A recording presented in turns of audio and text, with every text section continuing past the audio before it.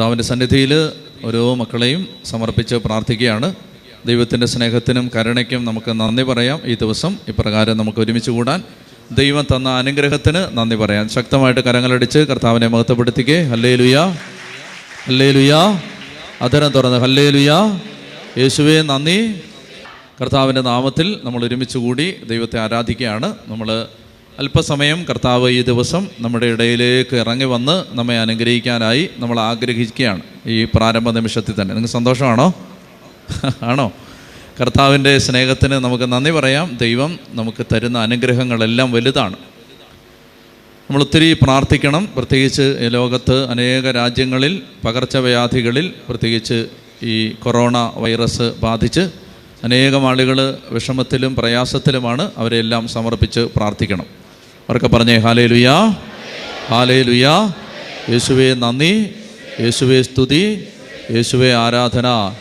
ഹല്ലേലൂയാ, ഹല്ലേലൂയാ, ഹല്ലേലൂയാ, ഹല്ലേലൂയാ, ഹല്ലേലൂയാ. നമുക്ക് കർത്താവിൻ്റെ സന്നിധിയിൽ ആ മക്കളെ ഒന്ന് സമർപ്പിക്കാം. അത് വലതുകരം ഉയർത്തി ഉച്ചത്തിലേറ്റിയെല്ലാം കർത്താവായ യേശുവേ, ഞങ്ങളങ്ങേ ആരാധിക്കുന്നു, ഞങ്ങളങ്ങേ സ്തുതിക്കുന്നു, ഞങ്ങളങ്ങേക്ക് നന്ദി പറയുന്നു. കർത്താവായ യേശുവേ, ഞങ്ങളങ്ങേ ആരാധിക്കുന്നു, ഞങ്ങളങ്ങേ സ്തുതിക്കുന്നു, ഞങ്ങളങ്ങേക്ക് നന്ദി പറയുന്നു. ലോകമെമ്പാടും പകർച്ചവ്യാധികളാൽ ഭാരപ്പെടുന്ന മക്കളോട് കരുണയാവണമേ. ഈ ലോകരാജ്യങ്ങളോട് കരുണയാവണമേ. കർത്താവായ യേശുവേ, രോഗപീഠകളാൽ വലയുന്ന മക്കളോട് കരുണയാവണമേ. ഹല്ലേലൂയാ, യേശുവേ നന്ദി, യേശുവേ സ്തുതി, യേശുവേ ആരാധന. ഹല്ലേലൂയാ, ഹല്ലേലൂയാ, ഹല്ലേലൂയാ. പുറപ്പാട് പുസ്തകം 15-ാം അധ്യായത്തിൽ 26-ാമത്തെ വാക്യം, ഞാൻ നിന്നെ സുഖപ്പെടുത്തുന്ന കർത്താവാണ്. ആ വചനം എന്ന് പറഞ്ഞേ, ഞാൻ നിന്നെ സുഖപ്പെടുത്തുന്ന കർത്താവാണ്. ഒന്നേറ്റ് പറഞ്ഞേ, ഞാൻ നിന്നെ സുഖപ്പെടുത്തുന്ന കർത്താവാണ്. ഞാൻ നിന്നെ സുഖപ്പെടുത്തുന്ന കർത്താവാണ്. ഹല്ലേലൂയാ, യേശുവേ നന്ദി, യേശുവേ സ്തുതി, യേശുവേ ആരാധന. ഹല്ലേലൂയാ, ഹല്ലേലൂയാ, ഹല്ലേലൂയാ. അപ്പോൾ അതുകൊണ്ട് ഈ ദിവസം നമ്മൾ നമ്മുടെ രോഗപീഠകളെ സമർപ്പിച്ച് പ്രാർത്ഥിക്കുക മാത്രമല്ല, ലോകത്തെമ്പാടുമുള്ള അനേകം മക്കളുടെ രോഗങ്ങളെ നമ്മൾ സമർപ്പിക്കണം. ഈ ദിവസം ഒത്തിരി മക്കൾക്ക് സൗഖ്യം കിട്ടാൻ നമ്മൾ പ്രാർത്ഥിക്കണം. അപ്പോൾ ആ സമയത്ത് കർത്താവിൻ്റെ ശക്തി പ്രാർത്ഥിക്കുന്ന മക്കളുടെ ഹൃദയത്തിൽ നിന്നും അവിടെ ഉയരുന്ന പ്രാർത്ഥനകളിൽ നിന്നും ആ ശക്തി ഒഴുകി ഇറങ്ങി എല്ലാ ഇടങ്ങളിലേക്കും വ്യാപരിക്കും. കർത്താവിന് ദൂരത്തിൻ്റെ മേൽ അധികാരമുണ്ട്. എന്താ ഞാൻ പറഞ്ഞത്? കർത്താവിന് ദൂരത്തിൻ്റെ മേൽ അധികാരമുണ്ട്. കർത്താവിന് he has authority over distance. ദൂരത്തിൻ്റെ മേൽ അധികാരമുണ്ട്. അതെങ്ങനെയാണ്? വഴിയിൽ വെച്ച് ഒരപ്പൻ പറഞ്ഞു, കർത്താവേ, എൻ്റെ മകൻ സുഖമില്ലാതെ വീട്ടിൽ കിടക്കുകയാണ്. കർത്താവ് ആ സമയത്ത് പറഞ്ഞു, നിൻ്റെ മകന് സൗഖ്യം ഉണ്ടാവട്ടെ. അപ്പോൾ ആ അപ്പൻ അത് വിശ്വസിച്ച് വീട്ടിലേക്ക് മടങ്ങിപ്പോയി കഴിയുമ്പോൾ അദ്ദേഹത്തെ എതിരേൽക്കാനായിട്ട് വീട്ടിൽ നിന്ന് അനേകം വൃത്യര് ബന്ധുക്കൾ ഓടി വരികയാണ്. അപ്പോൾ അവർ വന്നിട്ട് പറയുകയാണ്, നിൻ്റെ മകൻ സൗഖ്യം പ്രാപിച്ച് കട്ടിലേൽ എഴുന്നേറ്റിരിപ്പുണ്ട്. അപ്പോൾ അവൻ ചോദിച്ചു, എപ്പോഴാണ് സൗഖ്യപ്പെട്ടത്? അപ്പോൾ അവരൊരു സമയം പറഞ്ഞു. അപ്പോൾ ആ അപ്പൻ മനസ്സിലാക്കി, നിൻ്റെ മകൻ സൗഖ്യമുള്ളവനായിരിക്കുന്നുവെന്ന് യേശു പറഞ്ഞ അതേ സമയത്ത് തന്നെയാണ് വീട്ടിൽ മകൻ സൗഖ്യപ്പെട്ടത്. അതായത് കർത്താവ് മറ്റൊരു സ്ഥലത്ത് നിന്ന് കർത്താവിൻ്റെ ശക്തി അയക്കുമ്പോൾ വേറൊരു സ്ഥലത്തേക്ക് ആ വീട്ടിലായിരിക്കുന്ന മകന് സൗഖ്യം കിട്ടുകയാണ്. ഇതാണ് യേശുവിന് ദൂരത്തിൻ്റെ മേൽ അധികാരമുണ്ടെന്ന് പറയുന്നത്. അവരൊക്കെ പറഞ്ഞേ ഹല്ലേലൂയാ.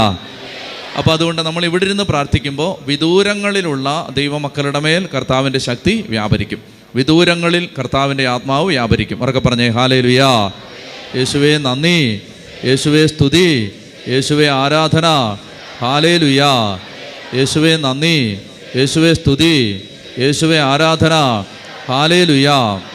അപ്പോൾ അതുകൊണ്ട് വിദൂരങ്ങളിലുള്ള ദൈവത്തിൻ്റെ മക്കളുടെ മേൽ കർത്താവിൻ്റെ ശക്തി വ്യാപരിക്കാൻ ഇപ്പോൾ പ്രാർത്ഥിക്കണം. പ്രത്യേകിച്ച് ചൈന, സിംഗപ്പൂര്, ജപ്പാൻ, ഉത്തര കൊറിയ തുടങ്ങിയ രാജ്യങ്ങളിലേക്ക് കർത്താവിൻ്റെ ശക്തി വ്യാപരിക്കണം. ഇറ്റലി, ജർമ്മനി, ഈ രാജ്യങ്ങളിൽ കൊറോണ ബാധ മൂലം ഒത്തിരി മക്കൾ വിഷമിക്കുന്നുണ്ട്. അമേരിക്കയിൽ അനേകം രോഗികൾ ഭാരപ്പെടുന്നുണ്ട്. ഇന്ത്യയിൽ ഏതാണ്ട് 30ഓളം പേർക്കാണ് ഈ രോഗപീഠ ഇപ്പോൾ ഐഡൻറ്റിഫൈ ചെയ്തിരിക്കുന്നത്. അതിൽ 15ഓളം പേരൊരു കപ്പലിലാണ്. ബാക്കിയുള്ളവർ പല സ്ഥലങ്ങളിലായിട്ടാണ്. നമുക്ക് കർത്താവിൻ്റെ സന്നിധിയിൽ അവരെ സമർപ്പിച്ച് പ്രാർത്ഥിക്കണം. മറ്റൊരു സ്ഥലത്ത് ഇതുപോലെ തന്നെ കപ്പലുകളിൽ രോഗികളായിട്ട് കഴിയുന്നവർ ഉണ്ട്. അപ്പോൾ തീരത്തെടുക്കാൻ പറ്റാതെ വിഷമിക്കുന്നവരുണ്ട്. പലയിടങ്ങളിലായിട്ട് അകപ്പെട്ടു പോയവരുണ്ട്, വിദ്യാർത്ഥികളുണ്ട്. അവരെല്ലാം സമർപ്പിച്ച് പ്രാർത്ഥിക്കണം. ലോകമെമ്പാടുമുള്ള അനേകം ഉച്ചത്തിൽ പറഞ്ഞേ ഹല്ലേലൂയാ, ഹല്ലേലൂയാ, ഹല്ലേലൂയാ, ഹല്ലേലൂയാ, ഹല്ലേലൂയാ. ശ്രദ്ധിക്കുക, ഈ സമയത്ത് കർത്താവിൻ്റെ ആത്മാവ് വിദൂരത്തിലുള്ള ദൈവമക്കളുടെ മേൽ കർത്താവിൻ്റെ ശക്തി വ്യാപരിക്കാൻ ഒരിക്കൽ കൂടി ഒന്ന് വലതുകരം ഉയർത്തിക്കേ. കർത്താവായ യേശുവേ, ദൂരത്തിൻ്റെ മേൽ അങ്ങേക്ക് അധികാരമുണ്ടെന്ന് ഞങ്ങൾ ഏറ്റുപറയുന്നു. ഞങ്ങൾ വിശ്വസിക്കുന്നു. ലോകരാജ്യങ്ങളിൽ രോഗികളായി കഴിയുന്ന എല്ലാ മക്കളുടെ മേലും സൗഖ്യത്തിന്റെ ശക്തി അയക്കണമേ. ലോകരാജ്യങ്ങളോട് കരുണയാവണമേ. ഹല്ലേലൂയ. യേശുവേ നന്ദി, യേശുവേ സ്തുതി, യേശുവേ ആരാധന, യേശുവേ ആരാധന. Hallelujah, hallelujah. യേശുവേ ആരാധന. Hallelujah, hallelujah. ഇന്ന് കരങ്ങളടിച്ച് കർത്താവിനെ മഹത്വപ്പെടുത്തിക്കേ. ഹല്ലേലൂയ. അപ്പോൾ ദൈവത്തിൻ്റെ കരുണ എല്ലാ ഇടങ്ങളിലേക്കും വ്യാപരിക്കാൻ ഈ സമയത്ത് നമ്മൾ ആഗ്രഹിച്ച് പ്രാർത്ഥിക്കണം. കർത്താവ് അതിന് നമുക്ക് ഉത്തരം തരും. പ്രത്യേകിച്ച് ഒത്തിരി ഇടങ്ങളിൽ പകർന്നു പിടിക്കുന്ന രോഗത്തെ കർത്താവ് ഏറ്റെടുക്കും. കരുണയ്ക്ക് വേണ്ടിയാണ് പ്രാർത്ഥിക്കേണ്ടത്. ഈ കാലഘട്ടത്തിൽ ദൈവം തരുന്ന പ്രധാനപ്പെട്ട ഒരു സന്ദേശം അതാണ്. നിങ്ങളെല്ലാവരും ഇത് ശ്രദ്ധിക്കണം. 51-ാം സങ്കീർത്തനം ഇപ്പോൾ എടുക്കണ്ട. 51-ാം സങ്കീർത്തനം ആവർത്തിച്ച് ചൊല്ലാനും അതുപോലെ ലോകമെമ്പാടും ദൈവത്തിൻ്റെ കരുണ ഇറങ്ങാൻ പ്രാർത്ഥിക്കാനുമാണ് പരിശുദ്ധാത്മാവ് ഈ കാലഘട്ടത്തിൽ ആവശ്യപ്പെടുന്നത്. 51-ാം സങ്കീർത്തനം അനുതാപത്തിൻ്റെ സങ്കീർത്തനമാണ്. 51-ാം സങ്കീർത്തനം ആവർത്തിച്ച് ചൊല്ലാനും കരുണയ്ക്ക് വേണ്ടി പ്രാർത്ഥിക്കാനും ദൈവമക്കളെ ഉദ്ബോധിപ്പിക്കാനാണ് പരിശുദ്ധാത്മാവ് ഈ കാലഘട്ടങ്ങളിൽ തരുന്ന സന്ദേശം. ചൊല്ലി പറഞ്ഞേ ഹല്ലേലൂയ. അപ്പോൾ അതുകൊണ്ട് നമ്മൾ എല്ലാ ഇടങ്ങളിലും ലോകത്ത് കർത്താവിൻ്റെ കരുണ ഇറങ്ങാൻ പ്രാർത്ഥിക്കണം. കരുണയ്ക്ക് വേണ്ടി പ്രാർത്ഥിക്കണം. നമ്മുടെ ആവശ്യങ്ങളെല്ലാം തൽക്കാലം നമ്മൾ മാറ്റിവെക്കണം. എന്നിട്ട് കരുണയ്ക്ക് വേണ്ടി പ്രാർത്ഥിക്കണം. സാധിക്കുന്ന മക്കളെല്ലാം തന്നെ കരുണയുടെ ജപമാല ചൊല്ലി പ്രാർത്ഥിക്കണം.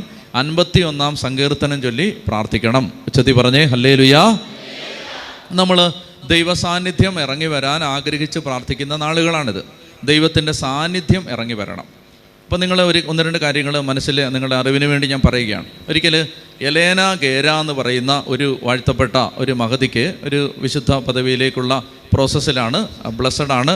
അപ്പോൾ ഈ എലേന ഗേര എന്ന ആ വിശുദ്ധയ്ക്ക് ദൈവത്തിൻ്റെ പരിശുദ്ധാത്മാവ് ഒരു 1895 മുതൽ 1900 വരെ 5 വർഷങ്ങൾ പരിശുദ്ധാത്മാവ് കൊടുത്ത പ്രേരണയനുസരിച്ച് ഈ സഹോദരി മാർപ്പാപ്പയ്ക്ക് 5 കൊല്ലം തുടർച്ചയായിട്ട് കത്തുകൾ എഴുതിക്കൊണ്ടിരുന്നു. എലേന ഗേര എന്ന് പറയുന്ന ഒരു വിശുദ്ധ മാർപ്പാപ്പയോട് ഈ മഹതി ആവശ്യപ്പെട്ടത് പരിശുദ്ധ സഭയിൽ ലോകമെമ്പാടും പരിശുദ്ധാത്മാവിൻ്റെ പെന്തക്കുസ്ത സംഭവിക്കാൻ പരിശുദ്ധ പിതാവ് പ്രാർത്ഥനകൾക്ക് നേതൃത്വം കൊടുക്കണം. ഇതായിരുന്നു ആ കത്തിൻ്റെ ഉള്ളടക്കം. അപ്പോൾ പരിശുദ്ധ പിതാവ് മാർപ്പാപ്പ ഇത് സ്വീകരിച്ചിട്ട് 1901 ന്യൂ ഇയറിൻ്റെ തലേന്ന് ഡിസംബർ മാസം 31-ാം തീയതി രാത്രി അദ്ദേഹം ലോകമെമ്പാടും സഭയിൽ പരിശുദ്ധാത്മാഭിഷേകം ഇറങ്ങി വരാൻ വേണ്ടി പ്രാർത്ഥിച്ചു. അപ്പോൾ സൃഷ്ടിക്കുന്ന ആത്മാവേ വന്നാലും എന്ന് പറയുന്നൊരു പ്രാർത്ഥന ലത്തീൻ സഭയുടെ ആരാധനക്രമത്തിലുണ്ട്. അപ്പോൾ സൃഷ്ടിക്കുന്ന ആത്മാവേ വന്നാലും ഈ പാട്ട് പാടി പ്രാർത്ഥിച്ചു. അപ്പോൾ ഈ പാട്ട് അനേക നാളുകൾ പാടി പ്രാർത്ഥിച്ചുകൊണ്ടേയിരുന്നു. നിങ്ങൾക്കറിയാം, ആ നാളുകളിലാണ് ചില നവീകരണങ്ങൾ, പരിശുദ്ധാത്മാവിൻ്റെ പ്രവർത്തനങ്ങൾ സഭയിലുണ്ടാവാൻ തുടങ്ങിയത്. അതിങ്ങനെ മുന്നോട്ട് നീങ്ങി 1960-കളിലെത്തിയപ്പോൾ വീണ്ടും ദൈവത്തിൻ്റെ ആത്മാവ് പ്രേരണ കൊടുത്തു. പരിശുദ്ധാത്മാവ് സഭയിൽ ഇറങ്ങി വന്ന് പുതിയൊരു പെന്തക്കുസ്ത സംഭവിക്കാൻ പ്രാർത്ഥിക്കാൻ ആവശ്യപ്പെട്ടു. അങ്ങനെ 1963 മുതൽ അതിശക്തമായി പ്രാർത്ഥന ഉയർന്ന കാലഘട്ടത്തിൽ 1963 ജോൺ 23-ാമൻ മാർപ്പാപ്പ കർദിനാളന്മാരെ എല്ലാം വിളിച്ചു കൂട്ടിയിട്ട് പറഞ്ഞു, വത്തിക്കാൻ കൊട്ടാരത്തിൻ്റെ ജനാലകൾ തുറന്നിട്ടിട്ട് ആ ജനാലയിലൂടെ തണുത്ത കാറ്റ് അകത്തേക്ക് അടിച്ച് കയറിയപ്പോൾ അദ്ദേഹം ആ കാറ്റിനെ ദൃഷ്ടാന്തമാക്കി അദ്ദേഹം ആ കർദിനാളന്മാരോട് പറഞ്ഞു, let some fresh air come in to the church. അല്പം ശുദ്ധവായു സഭയിലേക്ക് കയറി വരട്ടെ, നമുക്ക് ആത്മാവിൻ്റെ പ്രവർത്തനത്തിന് വേണ്ടി സഭയുടെ ജനാലകൾ തുറന്നിടാം. അങ്ങനെയാണ് വത്തിക്കാൻ സൂനകദോസ് ആരംഭിക്കുന്നത്. അങ്ങനെ 1963 അതിൻ്റെ പ്രാരംഭ നടപടികളാണ്. 65, 66 ഒക്കെ ഈ സൂനകദോസ് നടക്കുകയാണ്. വത്തിക്കാൻ സൂനകദോസ് 1965 വത്തിക്കാൻ സൂനകദോസ് നടക്കുന്നു. പല സെഷൻസിലായിട്ട് വർഷങ്ങളായിട്ട് നടക്കുന്നു. 1966 അമേരിക്കയിലെ പീറ്റ്സ്ബർഗ് എന്ന് പറയുന്ന സ്ഥലത്ത് holy ghost fathers, holy spirit fathers നടത്തുന്ന ഒരു കോളേജും അതിനടുത്ത് ഒരു ധ്യാന കേന്ദ്രവും ഉണ്ടായിരുന്നു. 1966 ഈ കോളേജിൽ ജോലി ചെയ്തിരുന്ന 2 അധ്യാപകർ കുട്ടികൾക്ക് വേണ്ടി ഒരു പ്രെയർ ഗ്രൂപ്പ് ആരംഭിച്ചു. 1966 കുട്ടികൾക്ക് വേണ്ടി അവർ ഒരു പ്രെയർ ഗ്രൂപ്പ് ആരംഭിച്ചു. കുട്ടികൾക്ക് വേണ്ടി ഈ പ്രെയർ ഗ്രൂപ്പ് ആരംഭിച്ചപ്പോൾ ആ പ്രെയർ ഗ്രൂപ്പിലേക്ക് കുട്ടികളെ വിളിക്കുമ്പോൾ പ്രാർത്ഥിക്കാനായിട്ട് അധികം പേരൊന്നും വരുന്നില്ല.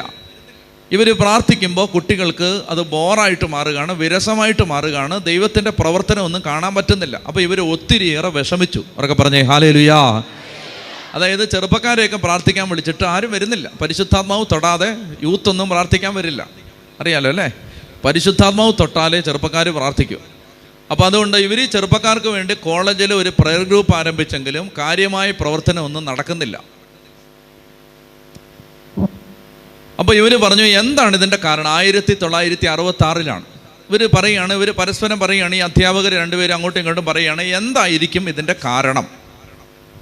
ഉടനെ അവർ പറഞ്ഞു, അപ്പസ്തോല പ്രവർത്തനത്തിൽ അപ്പസ്തോലന്മാർ പ്രസംഗിച്ചപ്പോൾ ആളുകളുടെ ഹൃദയം നുറുങ്ങിയതും അവർ മാനസാന്തരപ്പെട്ടതും അത്ഭുതങ്ങളും അടയാളങ്ങളും സംഭവിച്ചതുമെല്ലാം പരിശുദ്ധാത്മാവിൻ്റെ പ്രവർത്തന ഫലമായിട്ടാണ്. പറഞ്ഞേ ഹല്ലേലൂയാ.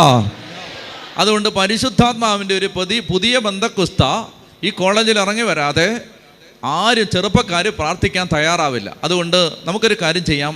ഈ വർഷം മുഴുവൻ 1966 മുഴുവൻ അവർ പറഞ്ഞു, ഞാൻ നിനക്ക് വേണ്ടി പ്രാർത്ഥിക്കും. ഒരു ടീച്ചർ മറ്റേ ടീച്ചറിനോട് പറഞ്ഞു, ഞാൻ നിനക്ക് വേണ്ടി പ്രാർത്ഥിക്കും, നീ എനിക്ക് വേണ്ടി പ്രാർത്ഥിക്കണം. എന്താ പ്രാർത്ഥിക്കേണ്ടത്? എൻ്റെ മേൽ പരിശുദ്ധാത്മാവിൻ്റെ അഭിഷേകം ഇറങ്ങി വരാൻ നീ പ്രാർത്ഥിക്കണം, നിൻ്റെ മേൽ പരിശുദ്ധാത്മാവിൻ്റെ അഭിഷേകം ഇറങ്ങി വരാൻ ഞാൻ പ്രാർത്ഥിക്കും. അങ്ങനെ ഇവർ 1966 മുഴുവൻ പ്രാർത്ഥിച്ചു. 67 ജനുവരി മാസമൊക്കെ ആയി. അപ്പോൾ ഇവർക്ക് ഭയങ്കര വിരസതയും മടുപ്പും ക്ഷീണവും ഉത്സാഹക്കുറവും ഇതെല്ലാം സംഭവിക്കുകയാണ്. മനസ്സിലായോ? ഇപ്പം നിങ്ങൾക്ക് എവിടെയെങ്കിലും പ്രാർത്ഥനാ ജീവിതത്തിൽ ഒരു മരവിപ്പോ മടുപ്പോ ഒരു പുറകോട്ട് പോകലോ തോന്നിയാൽ അതൊരു ലക്ഷണമാണ്. എന്താണ്? എന്തോ നല്ല കാര്യം സംഭവിക്കാൻ പോകുന്നു എന്നതിൻ്റെ അടയാളമാണ്. ഒന്ന് കൈയടിച്ച് കർത്താവിന് നന്ദി പറഞ്ഞേ ഹല്ലേലൂയാ. അത് അവസാനത്തെ ടെംപ്റ്റേഷനാണ്. അത് നിങ്ങൾ വളരെ ശ്രദ്ധിച്ചിരിക്കണം. ആത്മീയ ജീവിതത്തിൽ വളരാൻ ആഗ്രഹിക്കുന്നവർ ഇത് അറിഞ്ഞിരിക്കണം. അതായത് എവിടെയെങ്കിലും നമ്മൾ നന്നായിട്ട് പ്രാർത്ഥിച്ചൊക്കെ ഇങ്ങനെ വരുമ്പോൾ ഒരു മടുപ്പ്, ഒരു തളർച്ച, ഒരു ക്ഷീണം, ഒരു വിശ്വാസക്കുറവ്, ഇതിലൊന്നും കാര്യമൊന്നുമില്ല തോന്നൽ, ഇങ്ങനെ വന്നാൽ നിങ്ങൾ ഉടനെ ചിന്തിച്ചോണം, ഒരു തീ ഇറങ്ങാനുള്ള ഒരുക്കമാണത്. അവരൊക്കെ പറഞ്ഞേ ഹല്ലേലൂയാ. ഉടനെ പ്രാർത്ഥന വിട്ടു പോവരുത്. അപ്പോൾ ഇവർക്ക് ഭയങ്കര മടുപ്പും ക്ഷീണവും വിശ്വാസക്കുറവും പരിശുദ്ധാത്മാവിന് വേണ്ടി പ്രാർത്ഥിക്കാനുള്ള ദാഹമില്ലായ്മയും എല്ലാം സംഭവിച്ചിട്ട് ഇവർ വളരെയേറെ ആത്മീയമായും ശാരീരികമായും വിഷമിച്ചിരിക്കുന്ന സമയത്ത് അവർ പറഞ്ഞു, നമുക്ക് ഇത്രയേറെ ആത്മീയ മടുപ്പുള്ളത് കൊണ്ട് നമുക്ക് ഫെബ്രുവരി മാസത്തിൽ 19-ാം തീയതി ഒരുമിച്ച് കൂടി നമുക്ക് കുറച്ച് പേർക്ക് ഇരുന്ന് ഒന്ന് പ്രാർത്ഥിച്ച് വീണ്ടും ശക്തി പ്രാപിക്കാം.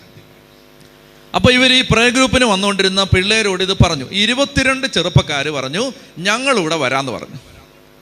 അങ്ങനെ 22 ചെറുപ്പക്കാരും ഈ 2 ഫാക്കൽറ്റി മെമ്പേഴ്സും ഈ അധ്യാപകരും ഇതിലൊരാളുടെ ഭാര്യയും, അങ്ങനെ 25 പേര്.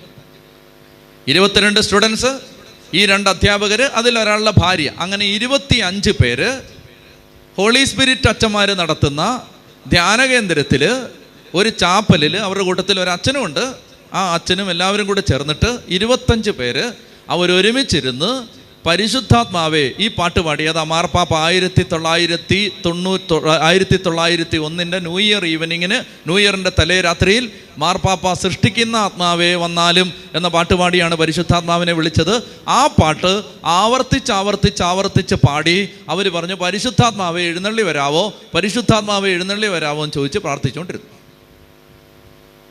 അപ്പസ്തോല പ്രവർത്തനം 1-ാം അധ്യായം മുതൽ 4-ാം അധ്യായം വരെ ഇവർ ആവർത്തിച്ച് വായിച്ചുകൊണ്ട് വരുന്നു. എന്നിട്ട് അച്ഛന്മാരും അധ്യാപകരും ക്ലാസ് എടുത്തുകൊണ്ട് വരുന്നു. 19-ാം തീയതി പകൽ മുഴുവൻ അവർ പ്രാർത്ഥിച്ചു. രാത്രിയിൽ അവർ പറഞ്ഞു നമുക്ക് രാത്രിയിലും ഇരിക്കാമെന്ന് പറഞ്ഞു.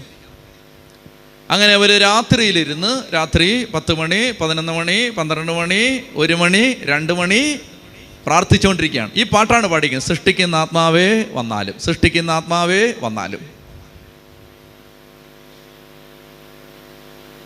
അങ്ങനെ പ്രാർത്ഥിച്ചിരുന്നപ്പോൾ അതിലെ ഒരു കുട്ടി അച്ഛനോട് പറഞ്ഞു, അച്ഛോ എൻ്റെ തലയിലൊന്ന് കൈവച്ച് പ്രാർത്ഥിക്കാമോ ചോദിച്ചു.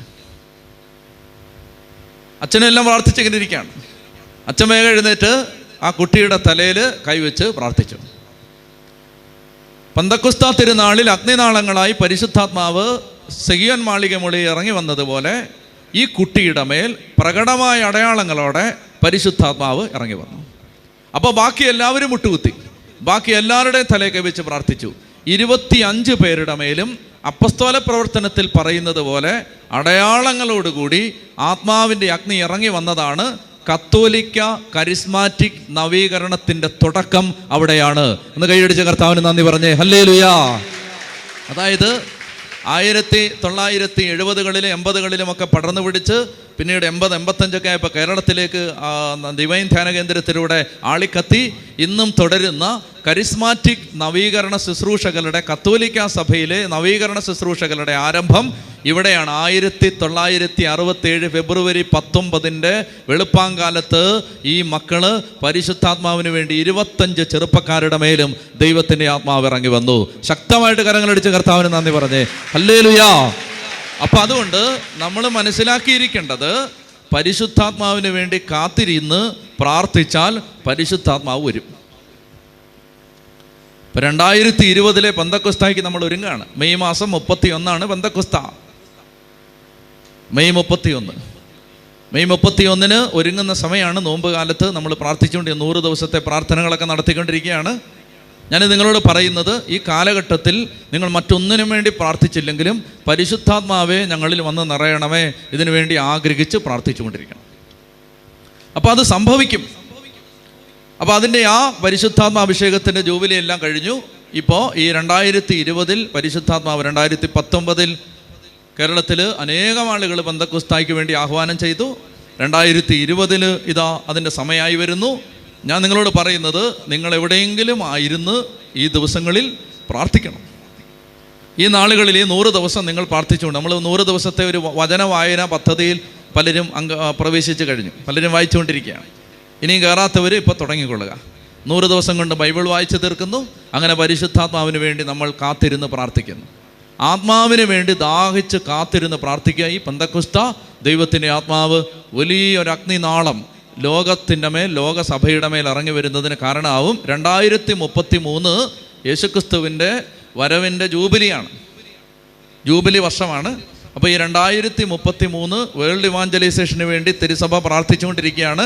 2033 മുമ്പ് ഭാരതം മുഴുവൻ സുവിശേഷം എത്തിക്കാനുള്ള മിഷണറിമാരെ അഗ്നി കൊണ്ടാളി കത്തിക്കാൻ 2020 നമ്മൾ കാത്തിരുന്ന് പ്രാർത്ഥിക്കുകയാണ്. അവരൊക്കെ പറഞ്ഞേ ഹല്ലേലൂയാ, ഹല്ലേലൂയാ.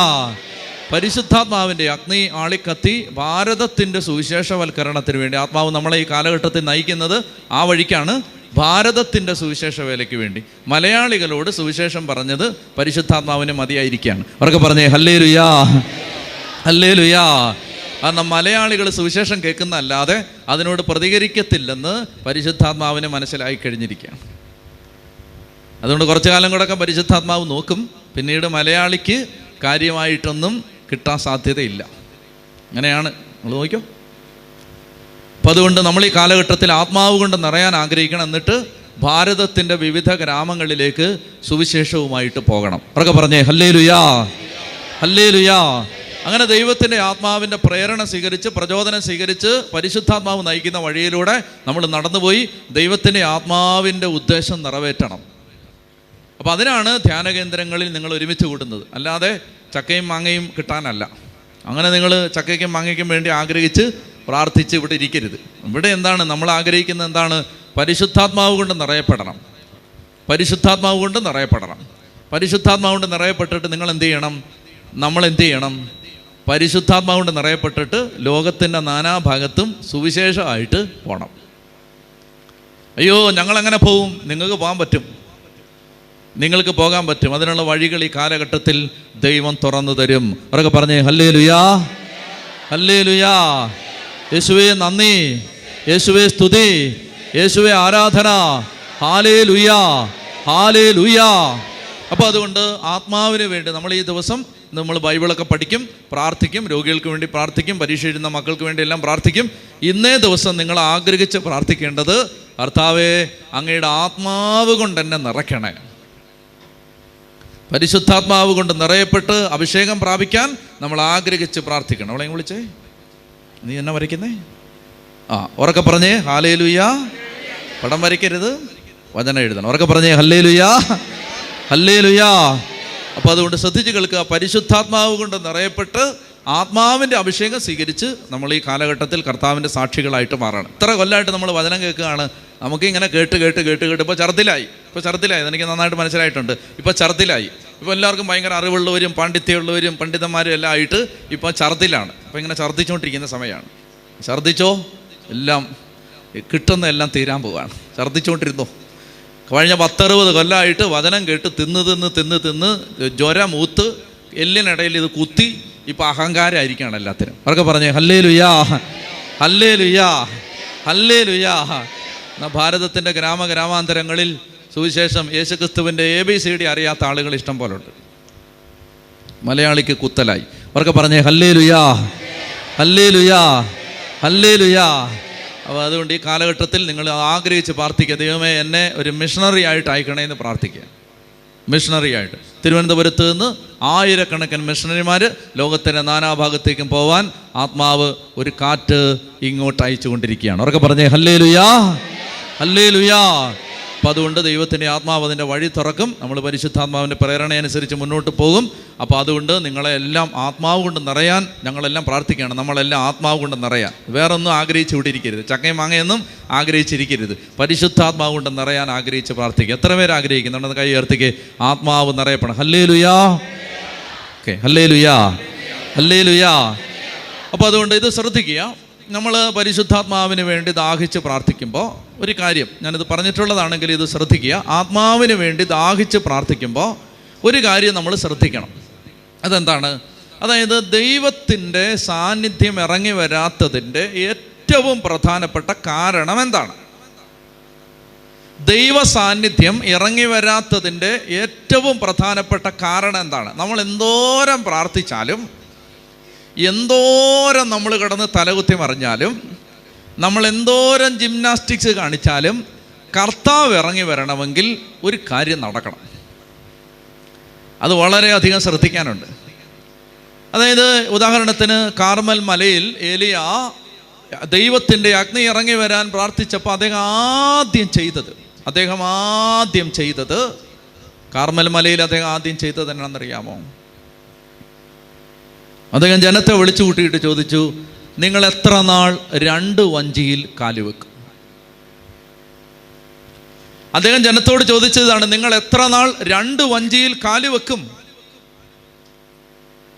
ഇതൊന്ന് ശ്രദ്ധിക്കണേ, ഇത് വളരെയധികം പ്രധാനപ്പെട്ടതാണ്. എനിക്കൊരു കാര്യത്തിൽ നല്ല വ്യക്തത കിട്ടിയിട്ടുണ്ട്. എന്താണെന്നറിയാമോ? എവിടെങ്കിലും ദൈവത്തെക്കാൾ മേളിൽ എന്തെങ്കിലും വന്നാൽ, ആരെങ്കിലും വന്നാൽ, എന്തെങ്കിലും വന്നാൽ, ഒരു ചിന്തയെങ്കിലും വന്നാൽ പിന്നെ അവിടെ ദൈവ സാന്നിധ്യം ഉണ്ടാവില്ല. നമുക്ക് ഇമോഷണൽ എക്സ്പീരിയൻസസ് ഒക്കെ ഉണ്ടാവും, അതൊക്കെ ഉണ്ടാവും. അതിങ്ങനെ ആൾ കൂടുന്നെടുത്ത് ഉറക്കെ ബഹളം വെച്ചാൽ അങ്ങനെയൊക്കെ ഉണ്ടാവും. പക്ഷെ റിയൽ ജെനുവിൻ ഫയർ വരില്ല. റിയലായിട്ടൊരു അനോയിൻറ്റിങ് ഉണ്ട്, റിയൽ അനോയിൻറ്റിങ്. ശരിക്കും കർത്താവ് വരും, ശരിക്കും വന്ന് നമ്മളെ മാറ്റും. ചതി പറഞ്ഞേ ഹല്ലേലൂയാ, ഹല്ലേലൂയാ. അത് വരണമെങ്കിൽ ഒരു സമൂഹം, ഇപ്പോൾ 10 പേരെ ഉള്ളെങ്കിലും ആ സമൂഹം എന്നാ ചെയ്യണമെന്ന് പറയാം. ആ സമൂഹം ഒന്നാമത് ഈ കാര്യത്തിൽ ക്ലിയർ ചെയ്യണം. അതായത് എൻ്റെ ഇൻട്രസ്റ്റ് എന്തിലാണ്? കർത്താവാണോ എൻ്റെ ലക്ഷ്യം, വേറെ എന്തെങ്കിലും ആണോ? ഇത് മാറിക്കിടക്കുന്ന ഒരിടത്തും ദൈവ സാന്നിധ്യം വരില്ല എന്ന് ഞാൻ പറയില്ല, അനുഭവിക്കാൻ പറ്റില്ല.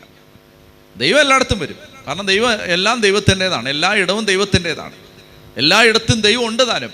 പക്ഷെ നമുക്ക് ഇത് ശ്രദ്ധിക്കണം, നമുക്ക് കോൺക്രീറ്റ് ആയിട്ട് കർത്താവിനെ എക്സ്പീരിയൻസ് ചെയ്യാൻ പറ്റണമെങ്കിൽ എവിടെങ്കിലും എന്തെങ്കിലും കർത്താവിന് മേളി വന്നാൽ തീർന്നു പോയി, പിന്നെ പറഞ്ഞിട്ട് കാര്യമില്ല. പിന്നെ നമുക്കിങ്ങനെ ബഹളം വെച്ച് നടക്കാന്നേ ഉള്ളൂ. അവർക്ക് പറഞ്ഞേ ഹല്ലേലൂയാ. മനസ്സിലായോ? ഇനി മാത്രമല്ല, എന്താ കാര്യം എന്നറിയാം, നമ്മളും ഇതറിയില്ല, ആളുകളും ഇതറിയില്ല. നമ്മൾ വിചാരിക്കും സാംസന്റെ കൂട്ട്, നമ്മൾ വിചാരിക്കും പരിശുദ്ധാത്മാവ് നമ്മുടെ കൂടെ ഉണ്ടെന്ന് വിചാരിക്കും. ഇസ്രായേൽ ജനത്തെ പോലെ നമ്മൾ വിചാരിക്കും പരിശുദ്ധാത്മാവ് നമ്മുടെ കൂടെ ഉണ്ടെന്ന് വിചാരിക്കും, പക്ഷെ ഇല്ല. ഉച്ചത്തിൽ പറഞ്ഞേ ഹല്ലേലൂയാ. അപ്പൊ അതുകൊണ്ട് ഇത് ശ്രദ്ധിക്കണം. പ്രാർത്ഥനകൾ നടന്നിട്ട് കാര്യമില്ല. എന്തോരം പ്രാർത്ഥനയാണ് നടക്കുന്നത്, പക്ഷെ വളരെ കുറച്ച് സ്ഥലത്തെ ദൈവസാന്നിധ്യം വരുന്നുള്ളൂ. പ്രയറൊക്കെ ഇഷ്ടം പോലെ നടക്കുന്നുണ്ട്, ഒത്തിരി കാര്യങ്ങളൊക്കെ നടക്കുന്നുണ്ട്.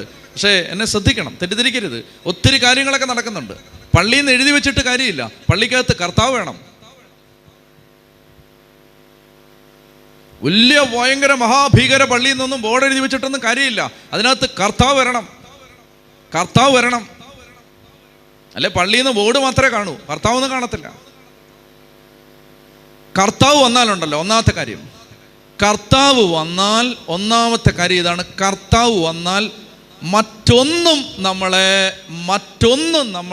ഭാരപ്പെടുത്തില്ല. കർത്താവ് വന്നോ ചെക്ക് ചെയ്തു. കർത്താവ് വന്നാൽ മറ്റൊന്നും നമ്മളെ ഭാരപ്പെടുത്തില്ല. കാരണം അതിനെല്ലാം മേളിൽ കർത്താവ് നിന്നിട്ട് പറയും സാരമില്ലടാന്ന് പറയും. അവർക്ക് പറഞ്ഞേ ഹല്ലേലൂയാ. കർത്താവ് വന്നാൽ, രണ്ടാമത്തെ കാര്യം, കർത്താവ് വന്നാൽ നമുക്ക് ആ സാന്നിധ്യത്തിൽ നിന്ന് പോവാൻ തോന്നില്ല. ഓടാൻ തോന്നിയ ഒറ്റ അർത്ഥമേ ഉള്ളൂ, വന്നിട്ടില്ല എന്നാണ്.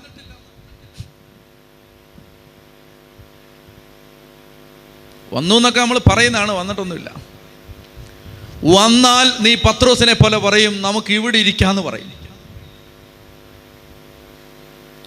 ചൊല്ലി പറഞ്ഞേ ഹല്ലേലൂയാ, ഹല്ലേലൂയാ. ദൈവ സാന്നിധ്യത്തെക്കാൾ മറ്റെന്തെങ്കിലും നമ്മുടെ മേളിൽ കയറി വരുന്നെങ്കിൽ കർത്താവ് വന്നിട്ടില്ലെന്നാണ് അർത്ഥം. അപ്പം അതുകൊണ്ട് ഞാൻ പറഞ്ഞു വരുന്നത്, നമ്മളിങ്ങനെ തട്ടിപ്പിൽ നിരയായിട്ട് ഒത്തിരി കാലമൊന്നും ജീവിച്ചിട്ട് കാര്യമില്ല. ശരിക്കും കർത്താവ് വരണം, അല്ലാതെ ഒന്നും ഇനി ജീവിച്ചിട്ട് കാര്യമില്ല. എന്തായാലും മുങ്ങാൻ ഇറങ്ങി, എന്നാ പിന്നെ അടി കയറി മുത്തെടുത്തിട്ട് വരാം. എന്തായാലും ഈ കുളത്തിൽ ചാടി, നമ്മൾ ചാടുന്ന മനുഷ്യർ കണ്ടു, നമ്മൾ നനഞ്ഞിരിക്കുന്ന മനുഷ്യർ കണ്ടു, നമ്മൾ വെള്ളത്തിലാന്ന് ആൾ അറിയുകയും ചെയ്യാം. എന്നാൽ പിന്നെ അടിയിൽ പോയിട്ട് കുറെ പവിഴമായിട്ട് നമുക്ക് കയറി വരാം. അവരൊക്കെ പറഞ്ഞേ ഹല്ലേലൂയാ. എന്തായാലും മെനക്കെട്ടിറങ്ങി. അങ്ങനെയാണെങ്കിൽ ഒറ്റ കാര്യം, ഇടയ്ക്ക് വെച്ച് വഴി വഴിച്ച് പോവല്ലേ, ഇടയ്ക്ക് വെച്ച് വഴി മാറി പോവരുത്. ഒറ്റ കാര്യം ലക്ഷ്യം ഉണ്ടാകാവൂ, കർത്താവേ നീ വരണം. അതിന് മേളിൽ ഒന്നും വരാൻ പാടില്ല. നമ്മൾ സ്പിരിച്വൽ ആയിട്ടില്ലെന്നാണ് എൻ്റെ അർത്ഥം. അതിന് മേളിൽ ഒന്നും വരാൻ പാടില്ല, ഒന്നും. ചൊല്ലി പറഞ്ഞേ ഹല്ലേലൂയാ, ഹല്ലേലൂയാ. അപ്പോൾ ഒരു ചോദ്യം ചോദിക്കുകയാണ്, ഒന്നാമത്തെ ചോദ്യം. അപ്പോൾ ഒരു ചോദ്യം ചോദിക്കുകയാണ്, അപ്പോൾ എന്തിനാ വന്നേ ഇന്ന്? ഏലിയ ജനത്തോട് ചോദിക്കുകയാണ്, നിങ്ങൾ എത്ര നാൾ 2 വഞ്ചിയിൽ കാല് വെക്കും? ഏലിയ ഉണ്ട് ഇവിടെ, കണ്ടോ? ഏലിയ കണ്ടോ? ഏലിയ ചോദിക്കുകയാണ്, നിങ്ങൾ എത്ര നാൾ 2 വഞ്ചിയിൽ കാല് വെക്കും? കേൾക്കുന്നുണ്ടോ? ഹലോ, നിങ്ങൾ എത്ര നാൾ 2 വഞ്ചിയിൽ കാല് വെക്കും? അതായത് നിങ്ങളുടെ ഇൻട്രസ്റ്റ് എന്തിലാണ്? ഒന്നാമത്തെ വിഷയം അതാണ്. നിങ്ങളുടെ ഇൻട്രസ്റ്റ് എന്തിലാണ്? എന്തിലാണ് നിങ്ങളുടെ ശ്രദ്ധ? നിങ്ങൾക്ക് എന്താ വേണ്ടേ? നിങ്ങൾ വളരാൻ ആഗ്രഹിക്കുന്നൊരു സമൂഹം ആയതുകൊണ്ട് ഞാൻ ഇങ്ങനെ പറയുന്നത്.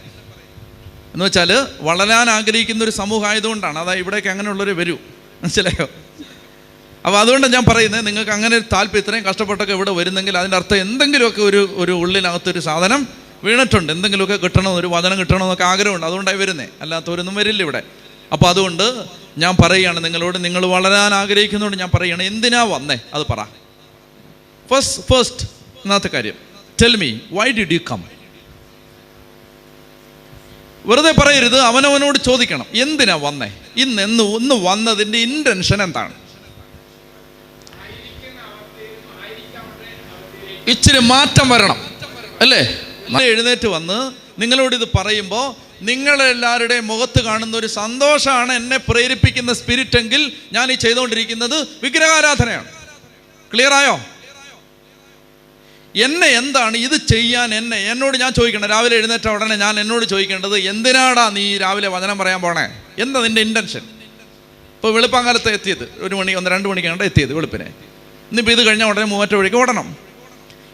എന്താണ് നിൻ്റെ ഇൻറ്റൻഷൻ? നിന്നെ ഈ പ്രേരിപ്പിക്കുന്നത് എന്താ? ഈ കടന്ന് ഓടാൻ നിന്നെ പ്രേരിപ്പിക്കുന്നത് എന്താ? ആളുകൾ തരുന്ന സ്വീകരണം, കയ്യടി, സപ്പോർട്ട്, അവരുടെ ചിരി, അവർ പറയുന്ന നല്ല വാക്ക്, നല്ല കമൻറ്റ്, ഇതാണോ? ആണെങ്കിൽ ഇന്ന് നിർത്തണം. ചെയ്തുകൊണ്ടിരിക്കുന്നത് വിഗ്രഹാരാധനയാണ്. ഒന്ന് കൈയടിച്ച് കർത്താവിന് നന്ദി പറഞ്ഞേ. ഹല്ലേലൂയാ, ഹല്ലേലൂയാ. ഞാൻ എന്നോട് ചോദിക്കണം, നീ എന്താണ് നിന്നെ ഓടാൻ പ്രേരിപ്പിക്കുന്നത്? എന്താണ് അത് പ്രേരിപ്പിക്കുന്നത്? ദൈവം അല്ലാതെ വേറെ എന്തെങ്കിലും ആണെങ്കിൽ ഇപ്പം നിർത്തിക്കണം. കാരണം കാര്യമില്ല, ഓടിയിട്ടൊരു കാര്യമില്ല. ദൈവമേ, ഞാനീ ചെയ്യുന്നത് നിന്നെ പ്രസാദിപ്പിക്കുമെങ്കിൽ ഓക്കെ, ഞാൻ ചെയ്യാം. ഇഷ്ടമുണ്ടായിട്ട് ചെയ്യുന്നതല്ല, ആരോഗ്യമുണ്ടായിട്ട് ചെയ്യുന്നതല്ല, മനസ്സുണ്ടായിട്ട് ചെയ്യുന്നതല്ല. സത്യം പറഞ്ഞാൽ കിടന്നുറങ്ങാൻ തന്നെ താല്പര്യം. പിന്നെ എന്താണ് നിന്നെ പ്രേരിപ്പിക്കുന്നത്? അവിടെ ചെല്ലുമ്പോൾ ആളുകൾ ഇങ്ങനെ പൂമാലയായിട്ട് നിൽക്കുകയാണ്. അപ്പോൾ അവരെല്ലാം പറയുകയാണ് അച്ഛനൊരു സംഭവമാണ്. അപ്പോൾ അത് കേൾക്കുമ്പോൾ ഒരു സംഭവമുണ്ട്, അപ്പോൾ ചാർജായി. അതാണെങ്കിൽ ഇന്ന് നിർത്തിക്കോണം. നീ ചെയ്തുകൊണ്ടിരിക്കുന്നത് വിഗ്രഹാരാധനയാണ്. ഞാനിത് എന്നോട് പറയണം എല്ലാ ദിവസവും. നീ നിന്നോട് പറയണം. എന്തിനാ ഈ ശനിയാഴ്ച രാവിലെ വെളുപ്പാങ്കാലത്ത് എഴുന്നേറ്റ് യാത്ര ചെയ്ത് എന്തിനാ വന്നേ? ദൈവമല്ലാതെ മറ്റെന്തെങ്കിലുമാണ് നമ്മുടെ ശ്രദ്ധാ വിഷയമെങ്കിൽ നമ്മൾ വിഗ്രഹാരാധനയിലാണ്. നിങ്ങൾ ആലോചിക്കുക, ദൈവത്തെ പ്രസാദിപ്പിക്കാൻ വേണ്ടിയാണ് നമ്മളൊരു കാര്യം ചെയ്യുന്നതെങ്കിൽ അഭിനന്ദനങ്ങൾ നമ്മളെ സന്തോഷിപ്പിക്കത്തുമില്ല, വിമർശനങ്ങൾ നമ്മളെ സങ്കടപ്പെടുത്തത്തുമില്ല.